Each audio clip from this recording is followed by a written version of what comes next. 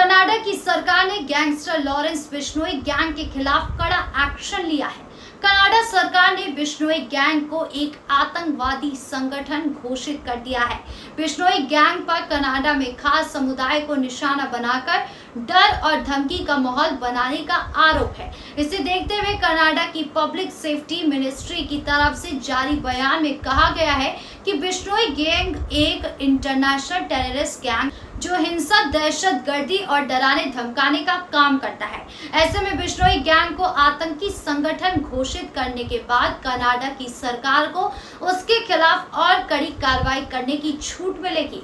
जानकारी के मुताबिक बिश्नोई गैंग पर यह कार्रवाई कनाडा के आपराधिक संहिता के तहत की गई है, यानी कि अब बिश्नोई गैंग की संपत्ति जब्त करने के साथ साथ बैंक खाते फ्रीज किए जा सकेंगे। दरअसल बिश्नोई गैंग ने कनाडा में हुए कई हमलों की जिम्मेदारी ली है। बीते दिनों कॉमेडियन कपिल शर्मा के कैफे पर गोलीबारी भी बिश्नोई गैंग ने ही करवाई थी।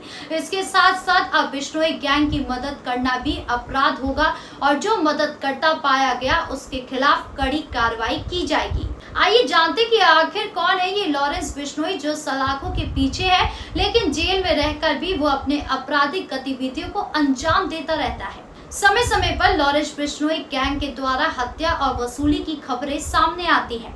जेल में बंद 32 वर्षीय गैंगस्टर लॉरेंस बिश्नोई ने 2010 में पंजाब यूनिवर्सिटी में छात्र रहते हुए अपराध की दुनिया में कदम रखा था। उसने यूनिवर्सिटी में छात्र संघ चुनाव के दौरान एक प्रतिनिधि उम्मीदवार पर गोलीबारी की थी, जिसके लिए उसे 3 महीने जेल में बिताने पड़े थे।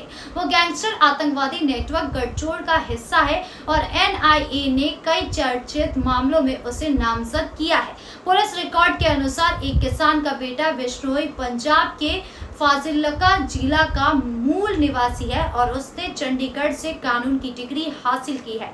पंजाब में उसके पास कथित तौर पर लगभग 100 एकड़ जमीन है। उसके दाहिने हाथ पर भगवान हनुमान का टैटू बना हुआ है और वो अपनी ड्राइविंग और निशानेबाजी के कौशल के लिए जाना जाता है। जैसे हर पिता का सपना होता है कि उसका बेटा उनसे भी बड़ा आदमी बने, समाज में अच्छी पहचान बनाए, ऐसी लॉरेंस बिश्नोई के पिता ने भी अपने बेटे को बड़ा आदमी बनाने का सपना देखा था। लॉरेंस बिश्नोई के पिता उसे आईपीएस बनाना चाहते थे। उन्होंने उसे वकालत भी करवाई, लेकिन किस्मत को कुछ और ही मंजूर था। बेटा उनकी उम्मीदों पर खरा नहीं उतरा और पिता की आंखों के सामने ही वो सपना चूर चूर हो गया। लॉरेंस बिश्नोई 1 दशक में से भी ज्यादा समय से हिरासत में है। वो पिछले कई सालों से जहां भी रहा है वहां की जेलों से अपने आतंकवाद अपराध सिंडिकेट का संचालन करता रहा है।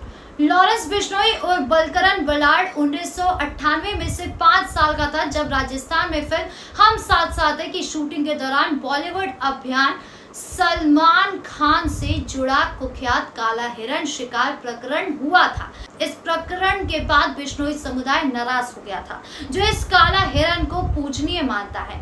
पुलिस के अनुसार गैंगस्टर की सलमान से दुश्मनी पहली बार 2018 में सार्वजनिक हुई थी, जब जोधपुर में एक अदालत में पेशी के दौरान बिश्नोई ने कहा था, हम सलमान खान को मार देंगे। जब हम ऐसा करेंगे तो सबको पता चल जाएगा मैंने अभी तक कुछ नहीं किया है। वो मुझ पर बेवजह अपराध का आरोप लगा रहे हैं। तब से एक्टर को कई बार जान से मारने की धमकियां मिल चुकी है। जेल में बंद होने के बावजूद लॉरेंस कई चर्चित लोगों के हत्याओं को अंजाम देने में कामयाब रहा है, जिसमें 2022 में पंजाबी गायक सिद्धू मूसेवाला, 2023 में करनी सेना प्रमुख सुखदेव सिंह गोगामड़ी शामिल है। इसके अलावा उसने कनाडा में गायक एपी ढिल्लो और जीपी ग्रेवाल के घरों के बाहर गोलीबारी की साजिश भी रची थी। लॉरेंस बिश्नोई गिरोह कथित तौर पर बीकेआई के एक सदस्य हरविंदर सिंह उर्फ रिंदा के निर्देश पर मई 2023 में मोहाली स्थित पंजाब राज्य खुफिया मुख्यालय पर रॉकेट